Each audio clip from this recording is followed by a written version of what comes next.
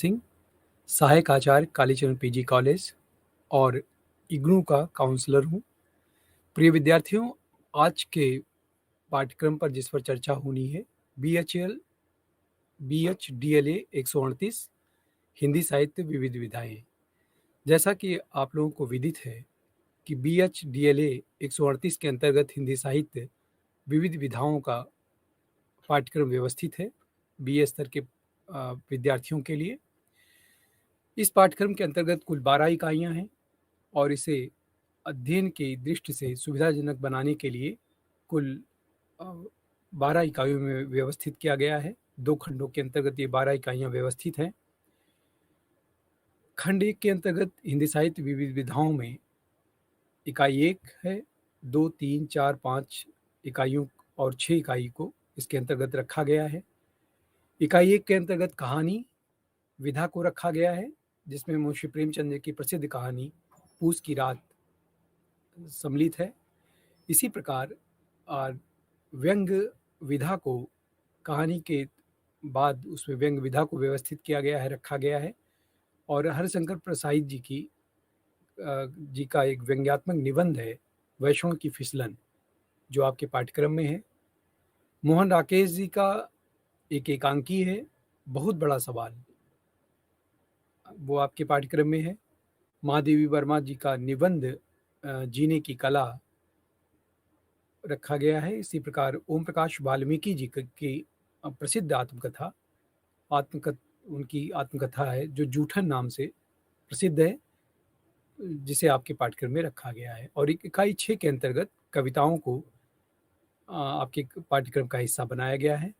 तो इस प्रकार हम देखते हैं कि खंड 1 के अंतर्गत हिंदी साहित्य विविध विधाओं में मुख्यतः कहानी, व्यंग, एकांकी, निबंध, आत्मकथा और कविताएं, इतना कुछ आपको पढ़ना है इसके अंतर्गत। और अगर हम हिंदी साहित्य और विविध विधाओं में खंड 2 की बात करें तो खंड 2 के अंतर्गत डायरी विधा, पत्र साहित्य, रिपोर्टाज, यात्रा वृत्तांत, जीवनी और संस्मरण, ये आपके पाठ्यक्रम का हिस्सा है। तो आपके पाठ्यक्रम को कुछ इस तरह से रखा गया है कि विद्यार्थी इनमें अपनी रोचकता बनाए रखे, इन्हें पढ़े तो उसे लगे कि वो कहीं एक रास्ता का शिकार नहीं हो रहा है, और उत्तरोत्तर उसके ज्ञान को और विस्तृत करने के लिए हिंदी साहित्य के विभिन्न क्षेत्रों में उसकी मेधा को और परिमार्जित करने के लिए इस पाठ्यक्रम को रखा गया है। हम देखते हैं कि 6 क्रेडिट के इस पाठ्यक्रम में कुल 12 इकाइयाँ हैं, जिन्हें 2 खंडों में विभाजित किया गया है। दोनों खंडों में 6-6 इकाइयाँ हैं। साहित्य की प्रत्येक विधा दूसरी विधाओं से भाषा, शिल्प, संरचना, विषय वस्तु के धरातल पर कुछ अलग और वैशिष्ट युक्त होती है, और ये उसकी जो वैशिष्टता है, जो इसका अंतर है, जो उसका एक दूसरे से भिन्नता है, वही उसकी उपयोगिता भी है और वही उसके आकर्षण का केंद्र बिंदु भी है। इसी आधार पर उस साहित्य रूप को एक स्वतंत्र विधा का स्थान भी प्राप्त होता है। तो प्रिय विद्यार्थियों, प्रस्तुत पाठ्यक्रम साहित्य की विविध विधाओं के विधागत वैशिष्ट और अन्य विधाओं से उसके अंतर को स्पष्ट करते हुए भाषिक प्रयोग की विशेषताओं को बताने का उपक्रम करता है। खंड 1 के अंतर्गत हमने जाना कि कहानी, व्यंग, एकांकी, निबंध, आत्मकथा और कविता की साहित्यिक एवं शिल्पगत विशेषताओं के विषय में विस्तार से चर्चा की गई है।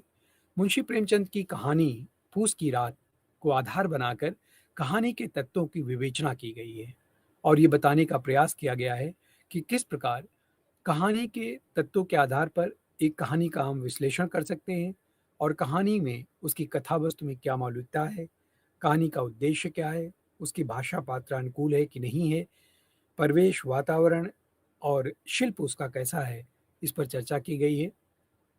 तो मुंशी प्रेमचंद जी की एक प्रसिद्ध कहानी को आपके पाठ्यक्रम में इसी हेतु रखा गया है ताकि आप कहानी विधा से परिचित हो सकें, कहानी के उस शिल्प से अवगत हो सके कि किस प्रकार एक कहानी आपको आपके साथ एक कहानी को लेकर चलती है और आप उससे जुड़ते हैं, और एक कहानी में किन किन बातों का होना आवश्यक है, ये बताने का प्रयत्न किया गया है। व्यंग्य का स्वरूप स्पष्ट करने के लिए विद्यार्थियों को व्यंग्य के बारे में अवगत कराने के लिए प्रसिद्ध व्यंग्यकार हरिशंकर प्रसाई जी के व्यंग्य निबंध वैष्णव की फिसलन का विश्लेषण प्रस्तुत किया गया है।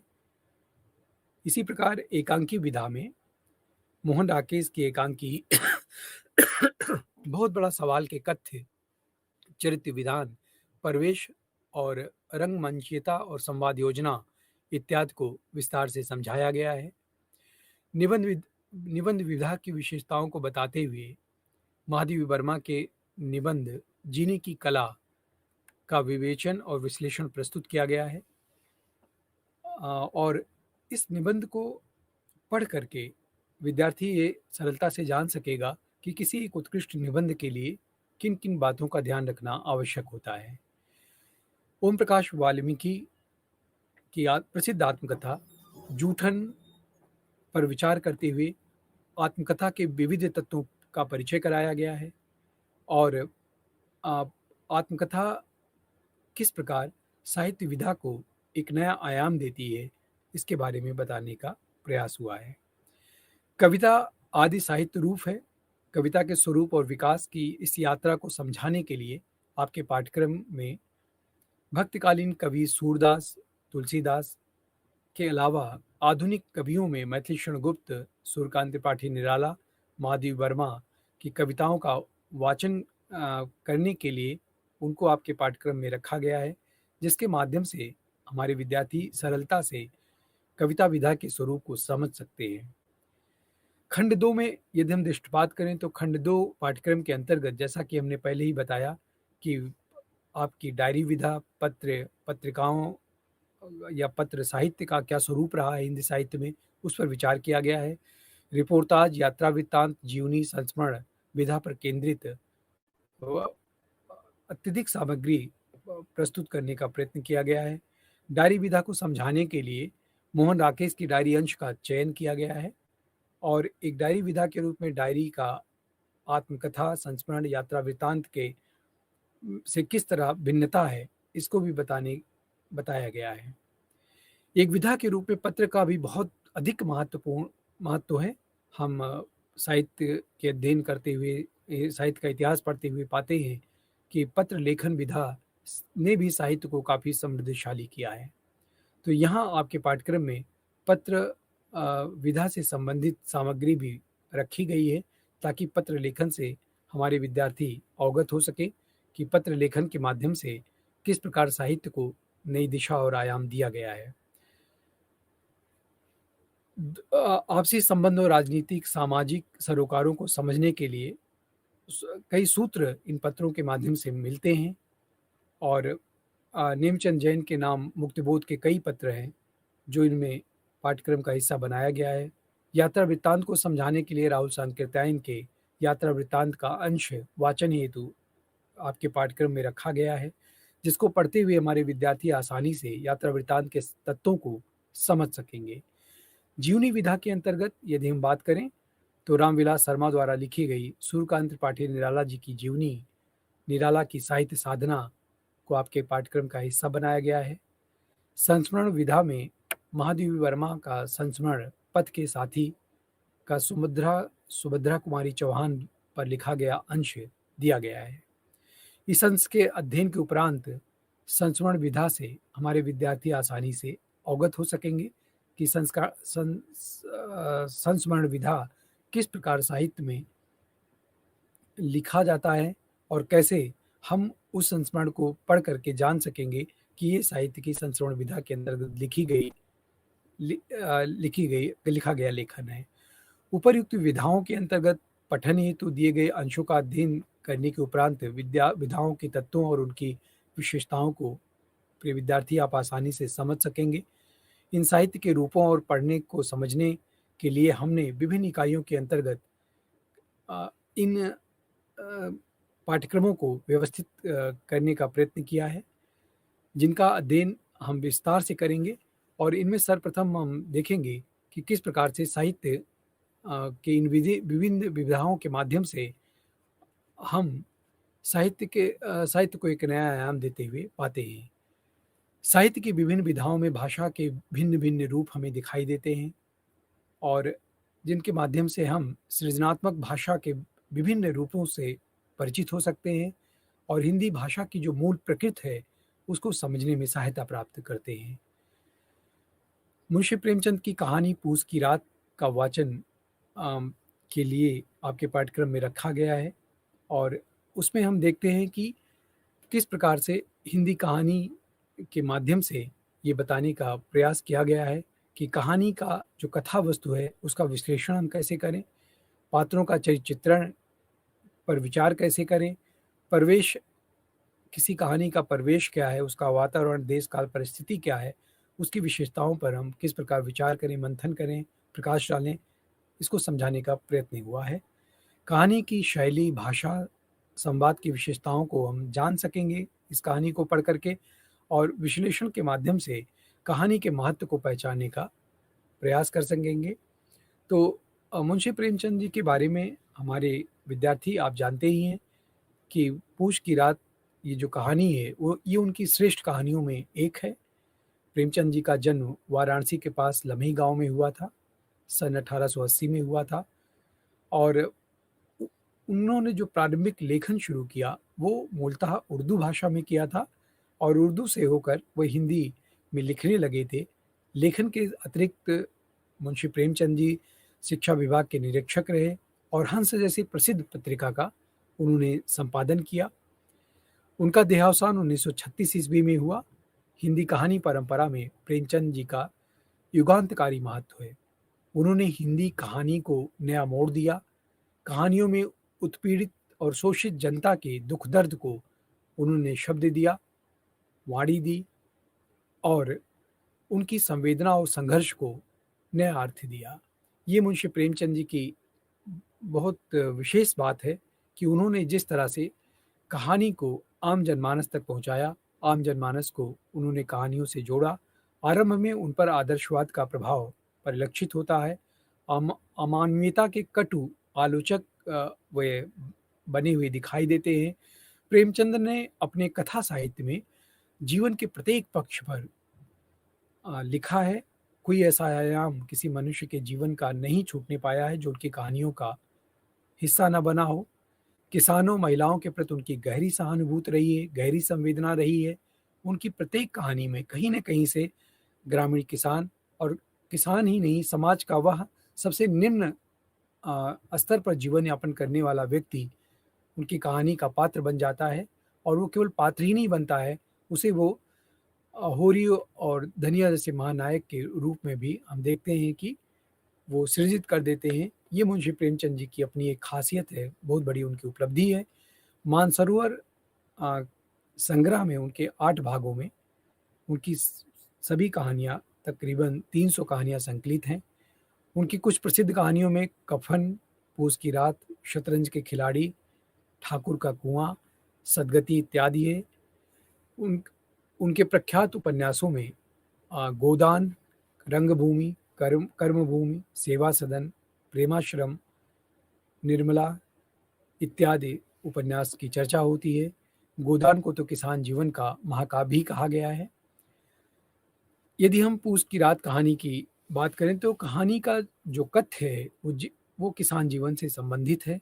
प्रेमचंद ने अपनी इस कहानी के माध्यम से जिस तरह कठोर परिश्रम के बावजूद किसान को अभावों का जीवन यापन करना पड़ता है और कर्ज के भार से जीवन पर्यंत उसे उसके पीड़ा को सहना पड़ता है, इसे दर्शाने का उन्होंने प्रयास किया है। लगातार शोषण से उत्पीड़ित किसान की आस्था किसान से डगमगा जाती है। कहानी के इस कथ्य का विश्लेषण इस इकाई में विस्तार से हम करने का प्रयास करेंगे और हम देखते हैं कि किस प्रकार कहानी में मुंशी प्रेमचंद जी ने अपने पात्रों के माध्यम से उन कहानी में जो पात्र हैं किस मनस्थिति से गुजरते हैं, इसका उन्होंने बहुत ही मानवीय तरीके से विश्लेषण किया है और लगभग उस संवेदना को प्रत्येक पाठक तक अपने पहुंचाने में पूर्ण सफलता प्राप्त की है। पूस की कहानी में हल्कू जो इसका नायक है इस कहानी का, उसमें वाचन के तौर पर हम कुछ एक पंक्तियों पर यदि दृष्टावलोकन करें तो उसमें हल्कू आकर के अपनी पत्नी से कहता है सहना आया है, लाओ जो रुपए तुम्हें दिया हूँ उसे दे दूँ, किसी तरह गला छूटे उससे। मुन्नी झाड़ू लगा रही थी, पीछे फिर कर बोली, 3 ही तो रुपए हैं, दे दोगे तो कंबल कहाँ से आएगा? घास फूस की रात हार में कैसे कटेगी? उससे कह दो फसल पर दे देंगे, अभी नहीं दे पाएंगे। हल्को एक क्षण के लिए अनिश्चित दशा में खड़ा रहता है। पूरा सिर पर आ गया कंबल के बिना हार में रात को वह किसी तरह सो नहीं पाएगा, मगर सहना मानेगा नहीं। घुड़कियां जमावेगा, गालियां देगा, बला से जाड़ों से में मारेंगे, बला तो सिर से टल जाएगी। यह सोचता हुआ वह अपना भारी भरकम डील लिए हुए, जो उसके नाम को झूठा सिद्ध करता है, स्त्री के समीप आ गया और खुशामद करके बोला, ला दे दे, गला तो छूटे, कंबल के लिए कोई दूसरा उपाय सोच लूंगा। मुन्ने उसके पास से दूर हटी और आंखें तरेरती हुई बोली, कर चुके दूसरा उपाय, जरा सुनूं तो, कौन उपाय करोगे? कोई खैरात में तो दे देगा नहीं कंबल, न जाने कितना बाकी है, जो किसी तरह चुकने ही नहीं आता।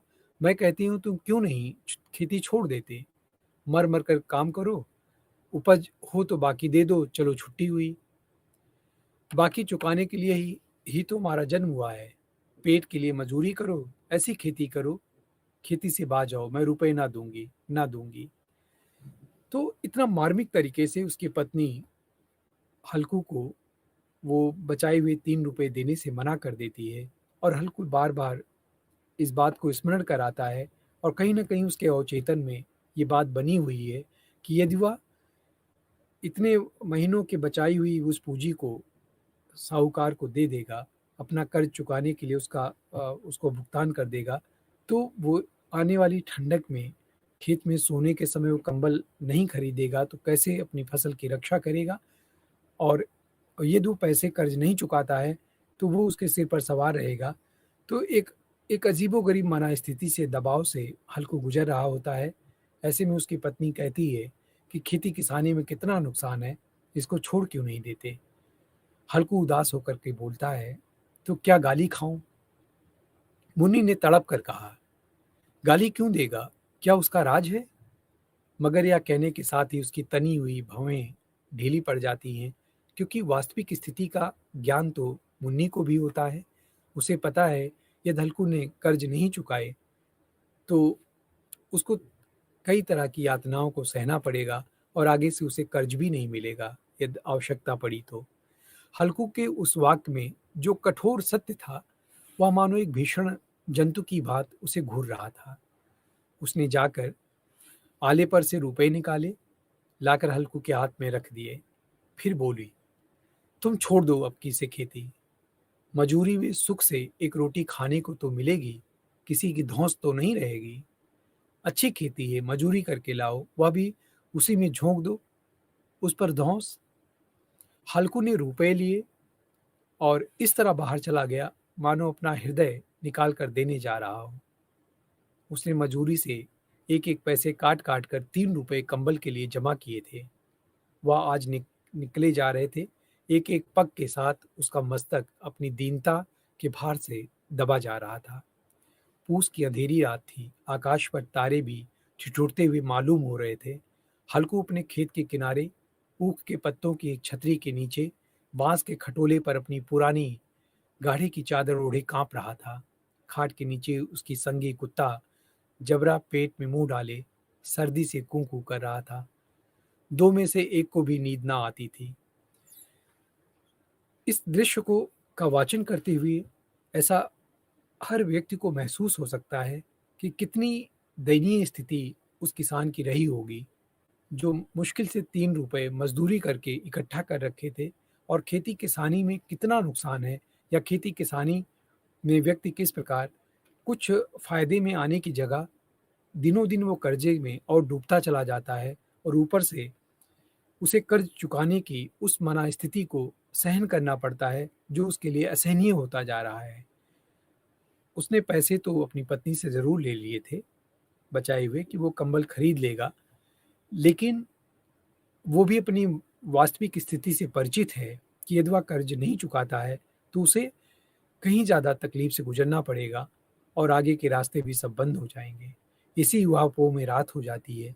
वो रात में अपनी खाट पर सोया होता है और भयंकर कपकपी ठंड पड़ रही है और उस ठंड कपकपी ठंड में वो ठिठुरने लगता है।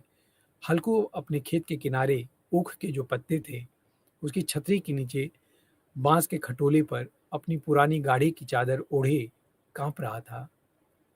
खाट के नीचे उसका संगी कुत्ता जबरा, वो भी ठंड से कंप रहा था, उसे भी नींद नहीं आ रही थी। हल्कू ने घुटनियों को गर्दन में चिपकाए हुए कहा, क्यों जबरा, जाड़ा लगता है? कहता तो था घर में पुआल पर लेट, तो यहाँ आकर क्यों लेटने चला आया? अब खाओ ठंड, मैं क्या करूं? जानते थे मैं यहाँ हलवा पूरी खाने आया हूँ। दौड़े दौड़े आगे आगे चले आए, अब रो नानी के नाम को। हल्कू अपनी पीड़ा को उस जबरा कुत्ते के प्रति भी व्यक्त करते हुए अपनी झुंझलाहट को व्यक्त करता है और वो बताने का प्रयत्न करता है कि मैं ठंडक में ठिठुर रहा हूँ, लेकिन तुम मेरे साथ यहाँ क्यों तपने चले आए हो? यहाँ क्यों परेशान हो रहे हो? तुम्हें तो उस तुम्हें तो घर पर रहना चाहिए था, ताकि तुम पुआल की गर्मी में अच्छी नींद ले सको। इसी तरह से लगातार हल्कू सोने की कोशिश करता है। जबरा ने पड़े पड़े दुम हिलाई और अपनी कूकू को दीर्घ बनाता हुआ एक बार जमाई लेकर चुप हो गया। उसकी श्वान बुद्धि ने शायद ताड़ लिया हो कि स्वामी की मेरी कूकू से नींद नहीं आ रही है। हल्कू ने हाथ निकालकर जबरा की ठंडी पीठ पर फेरते हुए कहा, कल से मत आना मेरे साथ, नहीं तो ठंडे हो जाओगे। यहाँ राण पछुआ न जाने कहाँ से बर्फ लिए आ रही है। उठूं फिर एक चिलम भरूं, किसी तरह रात तो कटे, 8 चिलम तो पी चुका हुआ हूं। खेती का मजा है, एक एक भगवान ऐसे पड़े हैं जिनके पास जाड़ा जाए तो गर्मी से घबरा कर भागे। मोटे मोटे गद्दे, लिहाफ, कंबल, मजाल है जाड़े का गुजारा हो जाए। तकदीर की खूबी है, मजूरी हम करें, मजा दूसरे लोग लूटें।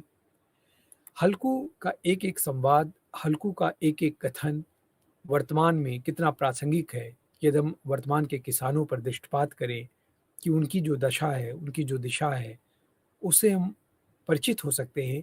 और मुंशी प्रेमचंद जी ने पूस की इस रात कहानी में उस संवेदना को इतनी सघनता से व्यक्त किया है, इतनी संवेदना से व्यक्त किया है कि इसको पढ़ करके कोई भी पाठक उस उस स्थिति को अनुभव कर लेता है, अनुभव करता हुआ अपने को पाता है। और यही मुंशी प्रेमचंद जी की कहानी की खासियत है कि उनके जो कथानक हैं, उनके जो कथोपकथन हैं और उनके जो पात्रानुकूल उनकी जो शैली है, वो अद्वितीय है, जिसके माध्यम से वो सरल से सरल भाषा के माध्यम से भी अपनी कहानी को अपने पाठकों तक पहुंचाने में सफलता प्राप्त करते हैं। और उनकी कहानी का प्रत्येक पात्र किस पाठक के ज़हन में अपना गहरा स्थान स्थापित कर लेता है और पाठक को भीतर से झकझोर देता है, उसे विवश कर देता है सोचने के लिए और समाज में व्याप्त विषमताओं पर कुठाराघात करने के लिए प्रयास प्रयास करने की भावना से ओतप्रोत कर देता है। ये मुंशी प्रेमचंद जी की अपनी एक बहुत बड़ी उपलब्धि है कि उन्होंने जिस प्रकार से कहानी के पात्रों को गढ़ा है, कहानी में जिस प्रकार से उन्होंने वास्तविकता को चित्रित करने का प्रयत्न किया है, वह अ, बहुत ही अलग है। हम देखते हैं कि सहसा जो जबरा है, किसी तरह जानवर की आहट पाता है और आत्मीयता से उसमें एक नई स्फूर्ति आ जाती है। हवा के ठंडे झोंकों को वो तुच्छ समझने लगता है, छटपट उठता है, छबरी के बाहर आता है, भूखने लगता है। हल्कू ने उसे कई बार चुपकार कर बुलाया, चुप कराया, पास बिठाया, हार में चारों तरफ दौड़ दौड़ कर, लेकिन वह भूखता रहा, एक भी क्षण उसने आराम नहीं किया। तो इस पूरी कहानी में हम देखते हैं कि अ, कहानी कथावस्तु के रूप में बस इतनी सी है कि हल्कू के पास पुराना कंबल है, जिससे वो ठंड को सहन नहीं कर पाता है। अनवरत उससे परेशान होता है। जबरा उसके बगल जबरा लेट जाता है और उससे उसे काफ़ी आराम मिलता है, लेकिन उसके बाद भी वो रात भर किसी तरह से करवटें बदल बदल करके बिता देता है। अ, फिर इसी बीच में हम देखते हैं कि मुन्नी आती है और वो कहती है, मैं मरते मरते बचा। हल्कू ने मुन्नी उससे कहती है, सारे खेत का सत्यानाश हो गया, तुम किस प्रकार वहाँ सोए थे, तुम्हारे यहाँ मड़ैया डालने से क्या फायदा है। हल्कू ने बहाना करने का प्रयास किया, मैं मरते मरते बचा, तुझे अपने खेत की पड़ी है, पेट में ऐसा दर्द हुआ कि मैं जानता ही नहीं हूँ कि कब सो गया। दोनों फिर खेत के डांट पर आए, देखा सारा खेत रौंद पड़ा था, जबरा मड़ैया के नीचे चित लेटा है, मानो प्राण ही ना हो। दोनों खेत की दशा देख रहे थे। मुन्नी के मुख पर उदासी छाई थी, हल्कू प्रसन्न था। मुन्नी ने चिंतित होकर कहा, अब मजूरी करके मालगुजारी भरनी पड़ेगी। और हल्कू ने प्रसन्न मुख से कहा, रात को ठंड में यहाँ सोना तो ना पड़ेगा, इससे कम से कम छुटकारा मिल जाएगा। तो इस तरह आ, हम जब कहानी को ध्यानपूर्वक देखते हैं कि उसके पात्र किस प्रकार एक दूसरे से संवाद कर रहे होते हैं, तो मुंशी प्रेमचंद ने कहानी के माध्यम से क्या कहना चाहा है ये स्पष्ट हो जाता है। कहानी का जो विस्तृत विचार करने से पहले हम उसके सार को समझ लें कि मुख्यतः जो मुंशी प्रेमचंद की पूस की रात की कहानी है वो ग्रामीण जीवन से संबंधित है। कहानी के वाचन से इतनी बात तो अब हमारे पाठक निश्चित रूप से समझ गए हैं। कहानी का जो नायक है हल्कू, वो मामूली किसान है, बहुत सरल किसान है, साधारण किसान है।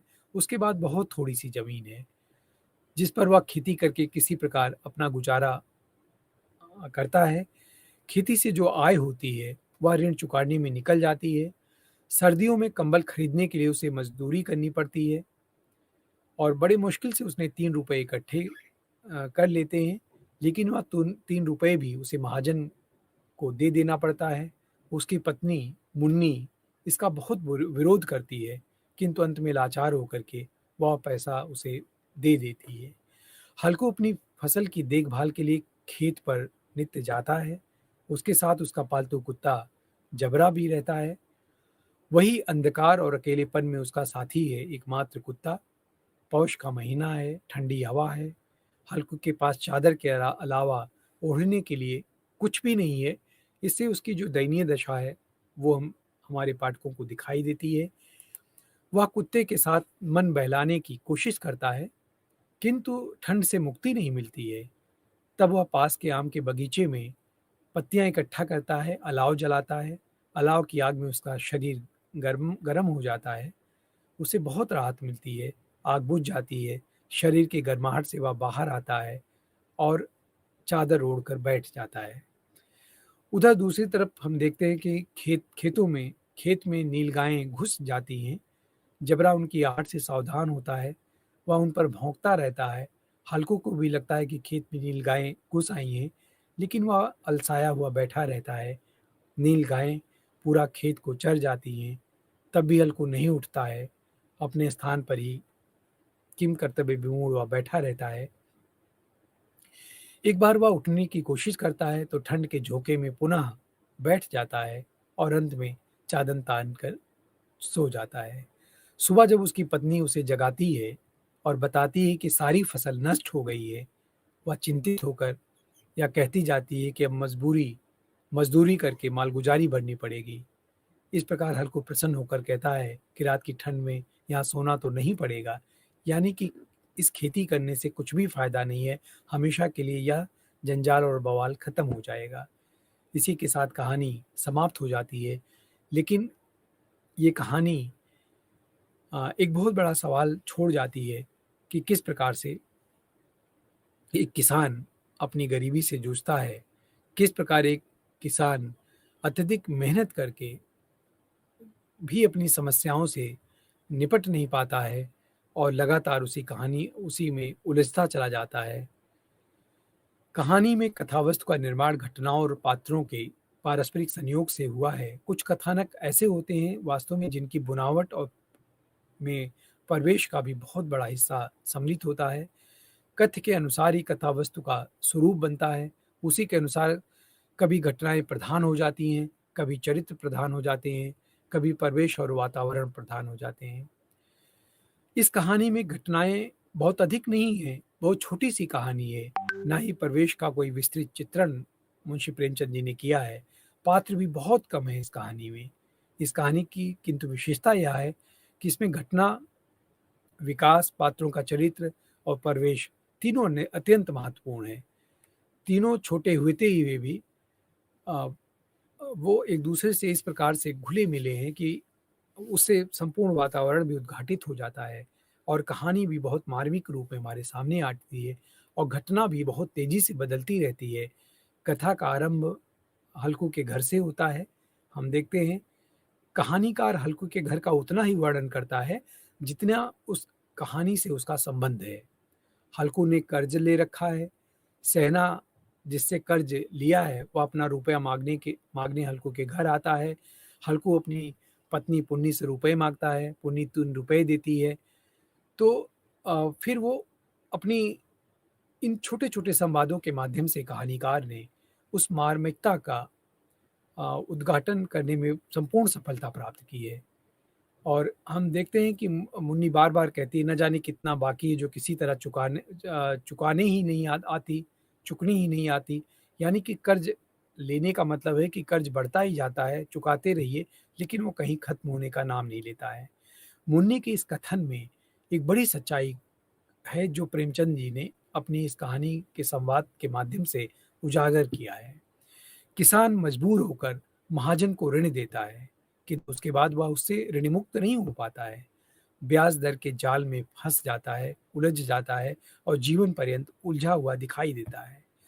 सारी मेहनत मजूरी उसे चुकाने में ही उसकी चुक जाती है।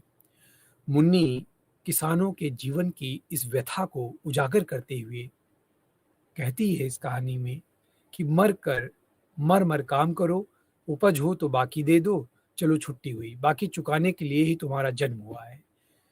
मतलब उन संवाद स्पष्ट है कि ऋण ऋण चुकाने की जो विडंबना है, जो उससे परेशानी है, जो उसकी यातना किसी ऋण लेने वाले को चुकानी पड़ती है, उसको मुंशी प्रेमचंद जी ने इस कहानी में बहुत बाखूबी व्यक्त किया है।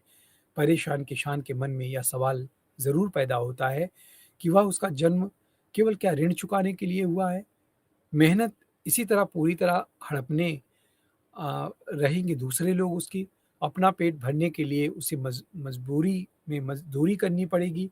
अगर अपना पेट भरने के लिए मज़दूरी ही करनी थी, तो खेती करने का जोखिम उसने क्यों उठाया? मुन्नी हल्कू से बार-बार फिर कहती है, "तुम छोड़ दो अब किसे खेती। मजूरी में सुख से एक रोटी खाने को तो मिलेगी। इस पर किसी की धौंस तो नहीं रहेगी। अच्छी खेती है, मजूरी करके लाओ, वह भी उसी में झोंक दो। उस पर धौंस, ऊपर से इतना कुछ सुनना पड़ता है।" फिलहाल हल्कुआ 3 रुपए सेना को दे देता है और कहानी का पहला भाग इसी के साथ समाप्त हो जाता है। और इससे लगता है कि हल्कू जैसे गरीब किसान के लिए खेती कितनी मुश्किल मुश्किल चीज़ है। यहाँ तक कि वह सोचने के लिए मजबूर हो जाते हैं कि क्यों ना किसानी छोड़ दी जाए। तो हम लोग देखते हैं कि जो किसान की मनोदशा है, उसका जो चित्रण मुंशी प्रेमचंद जी ने इस कहानी में किया है, वो बहुत मार्मिक है।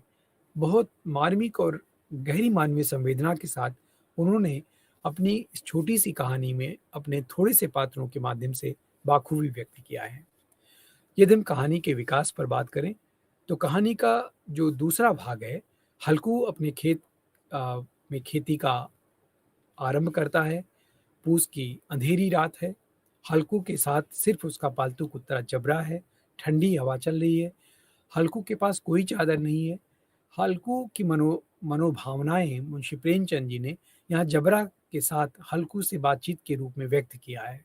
ये देखने की बात है कि जीव पशु एक एक पशु के साथ, एक कुत्ते के साथ किस तरह से उसकी संवेदनाओं को और जबरा हल्कू की संवेदनाओं के साथ कहानीकार ने जोड़ दिया है।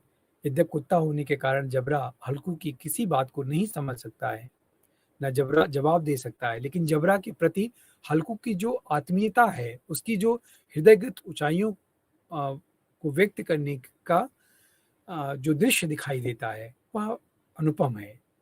खेत में हल्कू की सबसे बड़ी चिंता होती है कि उसे ठंडक से अपने को बचाए कैसे। जबरा को संबोधित करता है इतनी सर्दी में तुम मेरे साथ क्यों चले आए? फिर इसी तरह की बात करते हुए वह अपनी स्थिति की तुलना उन भागवान लोगों से करने लगता है, जिनके पास जाड़ा तो जाए, गर्मी से भी घबरा कर भागे, मोटे-मोटे गद्दे, लिहाफ, कंबल, मजाल है जाड़े की गुज़र हो जाए वहाँ पर। तकदीर की खूबी है, मजूरी हम करें, मज़ा दूसरे लूटें। हल्कू की ये बात इस बात के माध्यम से मुंशी मुंशी प्रेमचंद जी ने समाज के एक बहुत बड़े अंतर्विरोध को उजागर किया है। वह एक तरह से प्रश्न उठाया है उन्होंने कि ऐसा क्यों है कि मेहनत करने वाला जो किसान है, वो वो जीवन भर भूखा सोता है, उसकी मेहनत का फल भोगने वाले दूसरे लोग हैं। ज़ाहिर है, हल्कू के पास इन सवालों का जवाब नहीं है, वह तो इसे तकदीर की खूबी मान रहा है।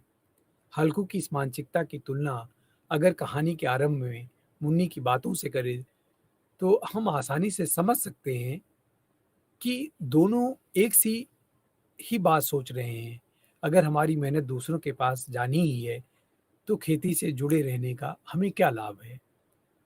कहानी का जो आगे का हिस्सा है, जिसमें हल्कू की जाड़े से बचाव की कोशिश के रूप में हमारे सामने आती है। पहले वह चिलम पीता है, चादर ओढ़ता है, सोने की कोशिश करता है, सर्दी से बचाव करने का प्रयत्न करता है, कुत्ते को अपनी गोदी में सुला लेता है। कुत्ता हल्कू की आत्मीयता को महसूस करता है, इसीलिए जब भी किसी जानवर की आहट आती है, तो वह चौकन्ना होकर भौंकने लगता है, अपनी वफादारी और जिम्मेदारी को महसूस कराता है हल्कू को कि आखिर जब सर्दी से किसी तरीके से बचाव नहीं होता है, तो हल्कू अलाव जलाता है उसी खेत में। अलाव से उसकी काफ़ी राहत मिलती है, उसका शरीर गर्म हो जाता है, ठंड कुछ कम होती है, एक नया उत्साह उसके मन में पैदा होता है। जबरा के साथ अलाव पर से कूदने की प्रतियोगिता भी करने लगता है। धीरे-धीरे अलाव जो बुझ जाता है, शरीर की गर्माहट हल्कू की काफ़ी अच्छी लगती है। वह गीत गुनगुनाने लगता है, लेकिन बढ़ती सर्दी उसके अंदर आलस्य को बढ़ाने लगती है और कहानी एक महत्वपूर्ण मोड़ पर जाकर पहुंच जाती है, जहां पर हम देखते हैं कि कहानी की जो अंतिम परिणति है, वो इस कहानी को और उत्कृष्ट बना देती है और पाठक को सोचने के लिए विवश कर देती है कि कहानी किस प्रकार से पाठक पर अपना प्रभाव स्थापित कर लेती है। हल्कू के खेत में नीलगायों का झुंड घुस आया होता है, उसकी आहट जबरा महसूस करता है और वो लगातार भौंकने लगता है। हल्कू को भी लगता है कि जबरा भौंक रहा है, निश्चित रूप से खेत में नीलगायें घुस आई हैं और उसके खेत को चर कर नष्ट कर देंगी। फिर उनके कूदने-दौड़ने की आवाज़ें भी उसे आने लगती हैं, खेत में चरने की आवाज़ भी आती है। हल्कू लेकिन फिर भी नहीं उठता है। वह अपने मन को झूठा दिलासा देते हुए सोचता है, जबरा के होते हुए खेल में मजाल है कि कोई जानवर आ जाए। जबरा लगातार भौंकता रहता है, लेकिन हल्कू को आलस्य ने घेर रखा है। एक-एक बार वह उठता है, उठने की कोशिश करता है, 2-2 कदम चलता है, लेकिन ठंड के तेज झोंकों के कारण वह अलाव के पास आकर बैठ जाता है। अंततः नीलगायें पूरे खेत को नष्ट कर जाती हैं। अब प्रश्न ये उठता है कि हल्कू अपनी फसल को बचाने की कोशिश क्यों नहीं करता? क्या वह आलसी है? क्या वह ठंड के मारे इतना परेशान हो गया था कि अपनी फसल का नष्ट होते हुए जाना अ, उसके लिए कोई मुश्किल काम नहीं था, वो ऐसे आसानी से क्या बर्दाश्त कर सकता था? स्पष्ट ही कारण ये है, कारण जैसा कि कहानी से साफ है कि कहाँ हल्कू की जो मानसिकता है, जो उसकी मनःस्थिति है, वो अब कुछ भी सोचने की, समझने की, बर्दाश्त करने की नहीं रह गई है। वो हर पीड़ा से जैसे ऊपर की किसी स्थिति में पहुँच गया है, स्थितियाँ परिस्थितियाँ उसको इस तरह से लगातार चोट पर चोट पहुँचाती जाती हैं। वो अपनी विपरीत परिस्थितियों से लड़ते-लड़ते इस तरह से चूर-चूर हो जाता है कि लगता है कि वो चैतन्य है या प्रयासरत है, लेकिन वस्तुतः वह मन से कहीं न कहीं बहुत शिथिल और कमज़ोर पड़ता जाता है। क्या सिर्फ़ महाजनों को लूटने के लिए? अगर उसकी मेहनत सूदखोरों, ज़मींदारों के पास ही जानी है, तो फिर नीलगायें चल लें खेत को। कहीं न कहीं से उसके मन में ये बार-बार आता है कि यदि वह मेहनत करके इन समस्याओं का समाधान नहीं खोज पा रहा है, मेहनत वो करता है, मज़े दूसरे लोग लेते हैं। ये जो बातें हैं बार-बार उसके मन में प्रतिध्वनित होती हैं, कहीं न कहीं उसे उठने के लिए मना कर देती है कि जाने दो, इतना मेहनत करते-करते आए हो, अब तक यहाँ तक मेहनत ही कर रहे हो, खेती ही कर रहे हो, फिर भी कर्ज़दार हो, फिर भी खेती से कुछ भी तुम्हें लाभ नहीं हो रहा है, लेकिन तुम भी फिर भी वही खेती करते हो। आज उसके मन में कहीं न कहीं ये आ रहा है, ठीक है, नीलगायें खेतों को चर रही हैं, तो चर जाने दो। वस्तुतः लगातार शोषण ने हल्कू को अपनी ही मेहनत से उपजाई फसल से उदासीन बना दिया है। इसीलिए उसकी मुख्य चिंता सर्दी से बचने की नहीं रह जाती है, फसल को बचाने की भी नहीं रह जाती है। यही कारण है कि वह अपनी पत्नी के या कहने पर भी अब मजूरी करके मालगुजारी चुकानी पड़ेगी, तो वह कहता है, रात को ठंड में यहाँ सोना तो ना पड़ेगा। यानी कि खेतों को यदि नीलगांवों ने चर लिया है तो अच्छा किया चर लिया है, कम से कम अब इस ठिठुरती ठंड में बिना कंबल के उसे खेत में तो सोना नहीं पड़ेगा। यानी कि इस कहानी में हम देखते हैं कि जब कहानी प्रारंभ होती है तो एक साधारण किसान हल्कू की कहानी को लेकर आगे बढ़ती है, जिसमें उसकी पत्नी आती है और उसका जबरा एक कुत्ता आता है। फिर तमाम विषम परिस्थितियों से लड़ते जूझते ऋण से मुक्त होने की कामना करते और ऋण को चुकाने की मंशा रखते किसान हल्कू कहीं न कहीं से अब उसका मन हार जाता है, उसका मन उदास हो जाता है कि जिस मेहनत के बलबूते पर वह अब तक उत्साहित होकर के काम करता था, दिन-रात जगता था, हाड़-तोड़ मेहनत करता था, उसका आखिर फ़ायदा क्या है? और अंततः उसकी जो परिस्थितियाँ हैं, परिस्थितियों से उपजी जो उसकी मनःस्थिति है, वो उसे अब इस तरह खेती करने से मना कर देती है और हम देखते हैं कि हल्कू की सारी फसल नष्ट हो जाती है, लेकिन फिर भी वह उदास नहीं है। हम अगर इन कहानी के पात्रों में इनके चरित्र चित्रण की बात करें, तो इसमें मुख्यतः कुल 4 पात्र हैं, जिनमें हल्कू किसान है, उसकी पत्नी मुन्नी है, सहना जो कर्ज वसूलने वाल आता है और हल्कू का पालतू कुत्ता जबरा है। ये कुल इसके 4 प्रमुख पात्र हैं। सहना का ज़िक्र सिर्फ़ कहानी के आरंभ में होता है और उसका कहानी में प्रत्यक्ष रूप से कहीं प्रवेश नहीं है। बस ये आभास दिला देता है कि सहना कोई है जो कर्ज वसूलने आएगा, कर्ज वसूलने आता है और उसका बस एक सांकेतिक रूप में यहाँ उपस्थिति लगातार बनी रहती है, संवादों के माध्यम से पात्रों के। मुन्नी कहानी के पहले और अंतिम भाग में आती है।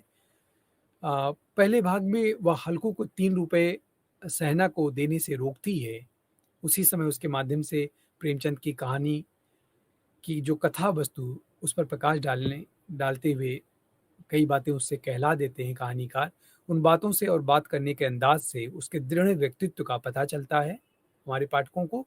इसके बाद अंतिम भाग में वह पुनः आती है और जब खेत नष्ट हो जाता है तो वह सवेरे अपने पति के पास पहुंचती है और उसे जगाती है।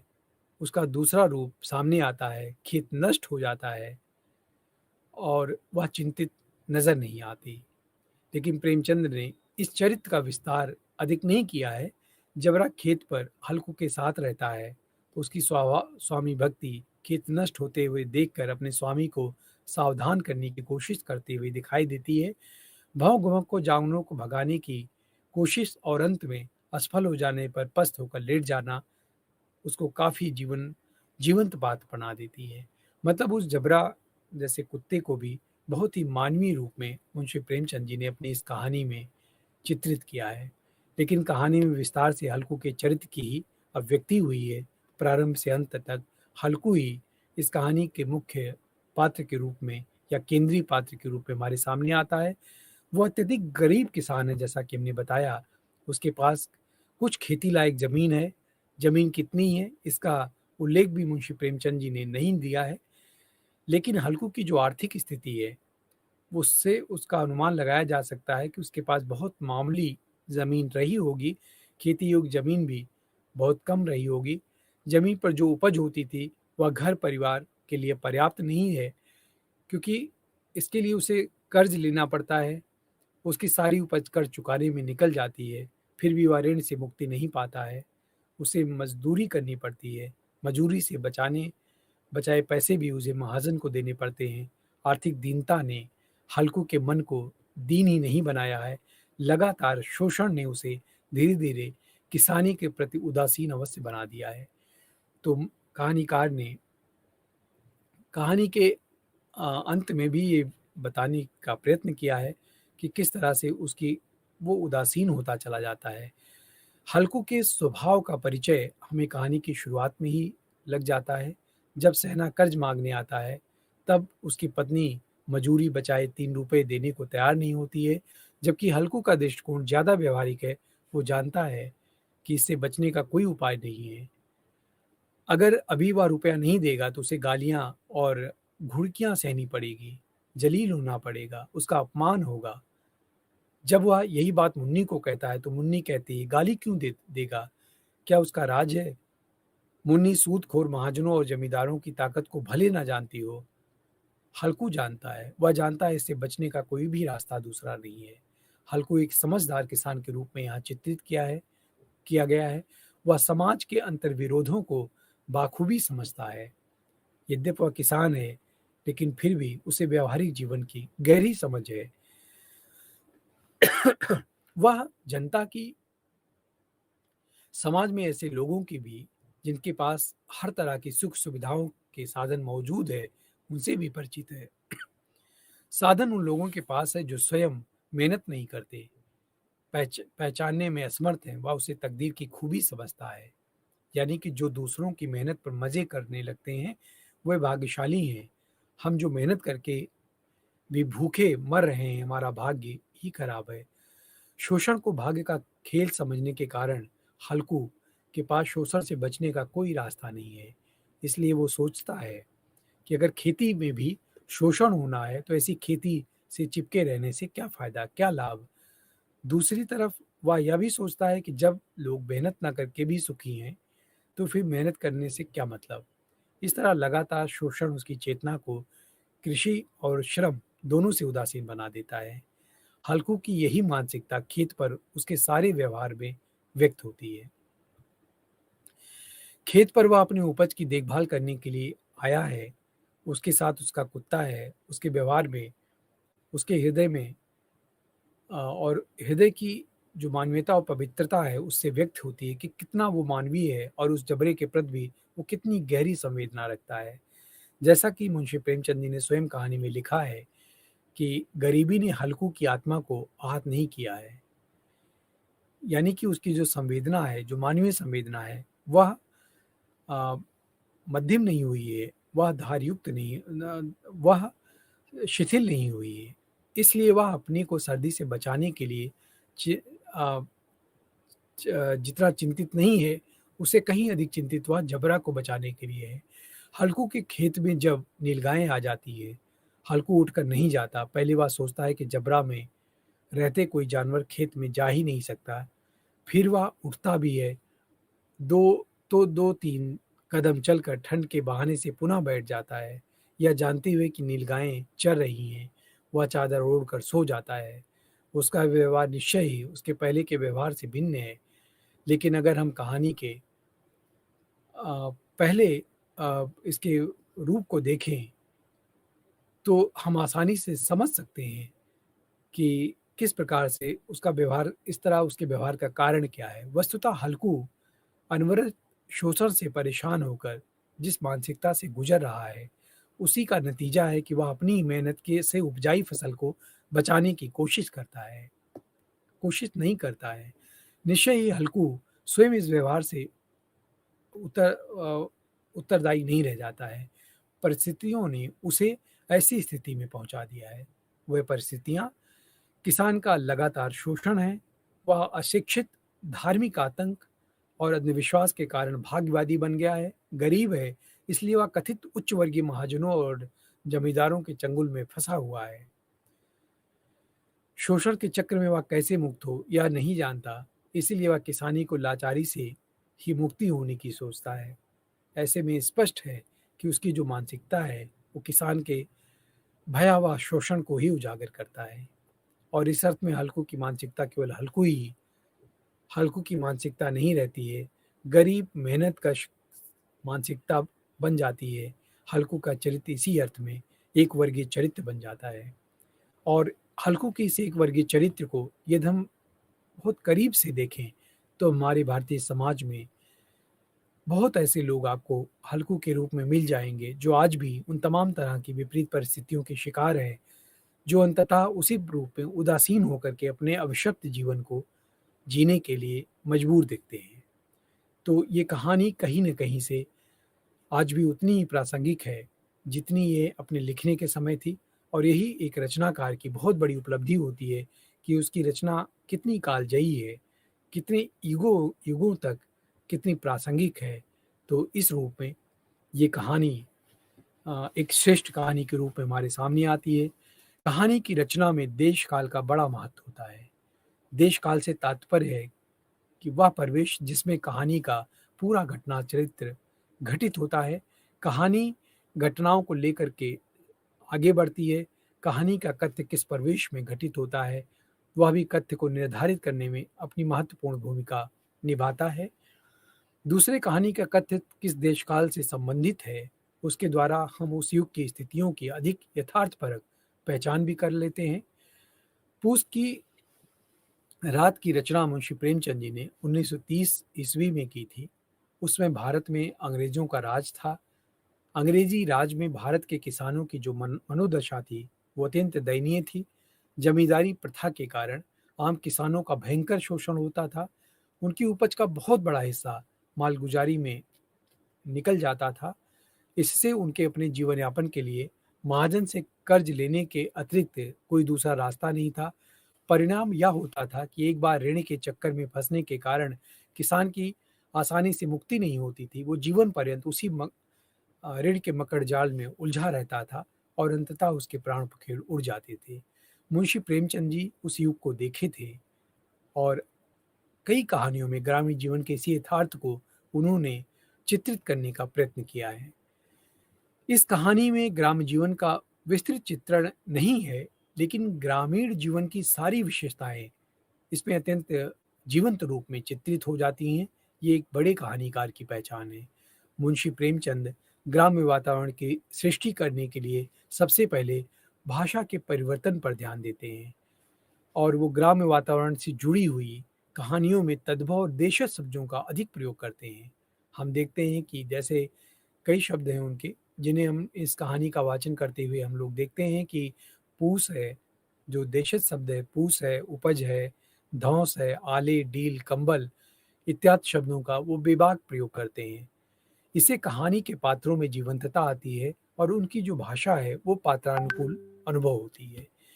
प्रेमचंद ग्रामीण वातावरण को यथार्थपरक बनाने के लिए मुहावरों का भी अत्यंत सटीक प्रयोग करते हैं। बाज आना, ठंडे हो जाना, उन्होंने अंधेरी रात में खेत पर हल्कू और जबरा के क्रियाकलापों का जो चित्रण किया है, उसमें भी वातावरण को मुंशी प्रेमचंद ने अत्यंत सजीव बना दिया है। पूस की अंधेरी रात में खेत का दृश्य जब हम पढ़ते हैं, तो ऐसे लगता है कि पूस की रात है, अंधेरी रात है, आकाश में तारे ठिठुरते हुए मालूम पड़ते हैं। हल्कू अपने खेत के किनारे ऊख के पत्तों की एक छतरी के नीचे बांस के खटोले पर अपनी पुरानी गाढ़ी चादर ओढ़े बैठा हुआ है और बैठा हुआ कांप रहा है। इस दृश्य में हम देखते हैं कि प्रेमचंद ने खेत के वातावरण के सारे पक्षों को बड़ी ही सरलता से व्यक्त कर दिया है। पूस की अंधेरी रात है। पौष के महीने में पड़ने वाली ठंड को व्यक्त करने के लिए वह अगला वाक्य इस कहानी में जोड़ते हैं कि आकाश पर तारे भी ठिठुरते हुए मालूम पड़ते थे। मतलब ठंडक इतनी अधिक थी कि आकाश में ऐसा मालूम हो रहा था कि तारे भी ठिठुर रहे हैं। यह वाक्य ठंड की तलखी को बड़ी संवेदना के साथ व्यक्त करता है। ठंड का कहानी के विकास से गहरा संबंध है। इससे अगले वाक्य में उस स्थान का वर्णन जहाँ उसे कहानी गुजारनी है, लेकिन यहाँ भी पुराने गाढ़े चादर का जिक्र बड़ा महत्वपूर्ण है, जिसे लपेटे वह बांस के खटोले पर बैठा कांप रहा है। इसी चादर की जगह पर कंबल खरीदना चाहता था, इसीलिए पुराना गाढ़े की चादर ओढ़े कांपता हल्कू की आगे की क्रियाओं का आधार बन गया है। प्रेमचंद केवल बाह्य परिवेश का चित्रण नहीं करते अपनी कहानियों में, बल्कि वो पात्रों की जो मनोदशा है उसका अत्यंत कुशल प्रयोग वर्णन करते हैं। यही एक कहानीकार की मेधा का परिचय कराती है। चिलम पीकर हल्कू फिर लेट जाता है, निश्चय करके लेट जाता है कि अब की वो सो जाएगा। पर एक क्षण में ही उसे हृदय में कंपन होने लगती है, वह करवट बदलता है, जाड़ा किसी पिशाच की भांति उसकी छाती को दबाए जाता है, वह ठिठुरने लगता है, परेशान हो जाता है। चादर सर्दी रोकने में असमर्थ है क्योंकि वो पुरानी चादर है और नया चादर लेने की उसकी सामर्थ्य नहीं है। जब वह चिलम पीता है, चिलम भी उसकी कोई सहायता नहीं करती, उसके बाद भी उसकी मनःस्थिति और परिस्थिति के कई द्वंद्व उपर्युक्त पंक्तियों में चित्रित हो जाते हैं। हम देखते हैं, हल्कू चिलम पीकर निश्चय करता है कि जब वह लेट जाए तो सर्दी में वह कांपने लगता है, तब वह इधर-उधर करवट बदलता है। तो इस तरह से हम देखते हैं कि तीव्रता पाठक के सामने सहज ही अ, उभर कर आ जाती है और मुंशी प्रेमचंद हल्कू की क्रियाओं का ही नहीं, बल्कि जबरा की क्रियाओं का भी अत्यंत सजीव और यथार्थ चित्रण करते हैं। जबरा सहसा किसी जानवर की आहट पाकर जब भौंकने लगता है, इस विशेष आत्मीयता में उसमें एक नई स्फूर्ति पैदा कर देती है, जो हवा के ठंडे झोंकों को तुच्छ समझती है। झपट कर उठा और छपरी के बाहर आकर भौंकने लगता है। यहाँ सिर्फ कुत्ते की क्रियाओं का वर्णन नहीं किया गया है कहानीकार के द्वारा, वरन उसकी हल्कू के प्रति जो कर्तव्य भावना है, उसका चित्रण कहानीकार ने चित्रित किया है। तो हम देखते हैं कि आत्मीय रूप में व्यक्त हुई कि कुत्ता कुत्ता नहीं वरन कहानी का जीवंत पात्र बनकर हमारे सामने आता है। यदि हम इसी रूप में कहानी के शिल्प पर संक्षेप में प्रकाश डालें तो कहानी की जो रचना भाषा में होती है, भाषा का जो कलात्मक उपयोग है, वो कहानी के कथ्य और प्रतिपाद्य के रूप में संप्रेष्य है। इसलिए कहानी रचना के लिए इतना ही पर्याप्त नहीं है कहानी का कथ्य और प्रतिपाद्य उत्कृष्ट हो, वरन यह भी जरूरी है कि उत्कृष्टता कहानी में अभिव्यक्त होती हुई हो। यह अभिव्यक्ति भाषा के माध्यम से होती हो, कथ्य के माध्यम से होती हो, शैली संवाद के माध्यम से होती है, किसी भी रूप में हो सकती है। इस प्रकार शैली और भाषा कहानी की संरचना के मुख्य अंग होते हैं। शैली में पूस की रात कहानी में जब हम देखते हैं कि प्रेमचंद की अत्यंत प्रौढ़ रचना मानी जा सकती है, यह कहानी जितनी कथ्य और प्रतिपाद्य की दृष्टि से महत्वपूर्ण है, उतनी ही भाषा और शैली की दृष्टि से भी। यह कहानी ग्राम जीवन की पर आधारित है। कहानी इसका प्रभाव कहानी की शैली पर हमें दिखाई देता है कि मुंशी प्रेमचंद ने इस कहानी में अपने कथ्य को यथार्थपरक दृष्टि से प्रस्तुत किया है। शैली भी यथार्थवादी है। यथार्थवादी शैली की विशेषता यह होती है कि रचनाकार जीवन यथार्थ को उसी रूप में प्रस्तुत करता है जिस रूप में वह होती है। ऐसा करते हुए जो उसकी दृष्टि है सिर्फ तथ्यों पर सीमित नहीं होती है, विपरीत व जीवन की वास्तविकताओं को यथार्थ रूप में प्रस्तुत करने में आस्था रखता है, ताकि बदले जाने की आवश्यकता को पाठक स्वयं महसूस कर सके। दूसरे, यथार्थवादी जो रचनाकार है, यथार्थ के उद्घाटन द्वारा पाठकों को समस्या का हल नहीं देता, उसे प्रेरित करता है कि वह स्वयं स्थितियों को बदलने की आवश्यकता महसूस करे, उसके लिए उचित मार्ग खोजे। इस कहानी में प्रेमचंद की दृष्टि यथार्थ के उद्घाटन पर टिकी है। वह ना तो हल्कू को नायक बनाते हैं, न खलनायक बनाते हैं। वह इस समस्या का कोई हल भी प्रस्तुत नहीं करते, किंतु इसके उपरांत भी वो लगातार इस बात का प्रयास करते हैं कि किस प्रकार वो कहानीकार के रूप में इन कहानियों से बाहर आए और उनसे बाहर निकले। तो हम कुल मिलाकर देखते हैं कि मुंशी प्रेमचंद जी ने अपनी इस सामान्य सी कहानी के माध्यम से किस प्रकार से बहुत सीमित पात्रों के माध्यम से, सीमित कथा वस्तु के माध्यम से एक उत्कृष्ट फलक कहानी की हमारे सामने प्रस्तुत की है और समाज के हर उस वर्ग का जो इस कहानी का हिस्सा है, जो इस कहानी को कहीं न कहीं जीने के लिए विवश है, उसको व्यक्त करने का, उस चरित्र को पाठकों के सामने लाने का प्रयत्न किया है। यही मुंशी प्रेमचंद को एक विराट कहानीकार बनाता है, जो उनकी कहानी के पात्रों के साथ स्वयं भी विचरण करने लगता है। पाठक कहीं न कहीं से इन पात्रों के साथ स्वयं को भी खड़ा हुआ महसूस करता है और उनकी संवेदनाओं को अपने जीवन की संवेदनाओं से जोड़कर ही पढ़ता है। ये केवल कहानी नहीं हो जाती है, कहानी के इसमें केवल पात्र हमें नहीं दिखाई देते हैं और ऐसा लगता है कि हमारे जीवन, हमारे आस-पास का, हमारे परिवेश का या हमारे समाज का वह यथार्थ रूप ही इस कहानी के माध्यम से, कहानी के पात्रों के माध्यम से व्यक्त होता हो। एक बड़े कहानीकार का, एक बड़े रचनाकार की यही बड़ी विशेषता है कि वो उसकी कहानी हमें कपोलकल्पित नहीं लगती है। केवल कोई पाठक उन कहानियों को कहानी के लिए, मनोरंजन के लिए उनको नहीं पढ़ता है, अपितु उन कहानियों को पढ़कर वो कहीं न कहीं एक परिवर्तन लाने की आकांक्षा रखने लगता है।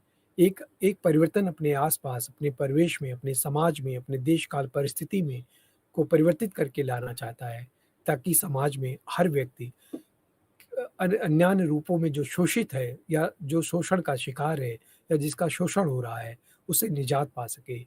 कहानियाँ केवल इस उद्देश्य से नहीं लिखी जाती हैं कि उससे उसे पढ़कर कोई पाठक अपना वक़्त ज़ाया करे, अपना वक़्त बिताए या मनोरंजन करे, अपितु कहानियों का जो मुख्य उद्देश्य है, वो समाज को एक सही दिशा देना, समाज के उस व्यक्ति को जगाना भी है, जो कहीं न कहीं असंवेदनशील होकर के उन तमाम परिस्थितियों की अनदेखी कर देता है, उन तमाम लोगों का अनदेखी कर देता है, जो हमारे समाज का ही हिस्सा हैं।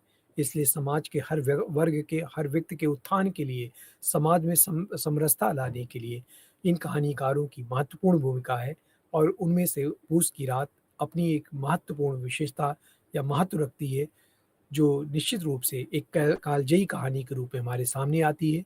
इसी के साथ मैं बीएच डीएलए 138 के हिंदी साहित्य विविध विधाओं के इस व्याख्यान को यहीं विराम देता हूँ। इसकी अगली श्रृंखला में हम साहित्य की अन्य दूसरी विधाओं पर चर्चा करेंगे, जिनमें व्यंग्य, निबंध, आत्मकथा इत्यादि होगा। तो इसी के साथ प्रिय विद्यार्थियों, बहुत-बहुत धन्यवाद। नमस्कार।